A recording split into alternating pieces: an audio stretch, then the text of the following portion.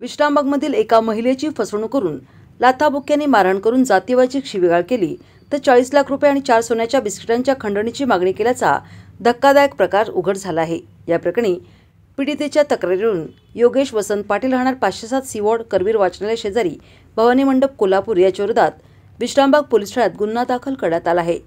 पोलिसांनी दिलेली माहिती अशी की संशयित आरोपी योगेश पाटील याने 6 जुलै 2024 रोजी सकाळी 11 ते 5 मार्च 2025 रोजी सायंकाळी 5 वाजण्याच्या दरम्यान फिर्यादींना त्यांच्या पहिल्या लग्नाचे घटस्फोटाचे कागदपत्रे दाखवून लग्नाचे खोटे आमिष दाखवून फिर्यादीकडून 7 लाख रुपये रोख, हातातील सोन्याची अंगठी, कानातील डायमंडचे रिंग घेऊन ते परत न देता फिर्यादीची फसवणूक केली आहे।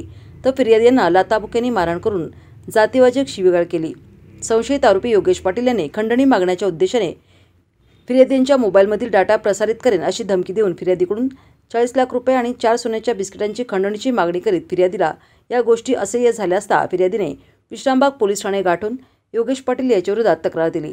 त्यानुसार पोलिसांनी 14 मार्च रोजी रात्री 10:15 वाजता गुन्हा दाखल केला असून पोलीस पुढील तपास करीत आहेत।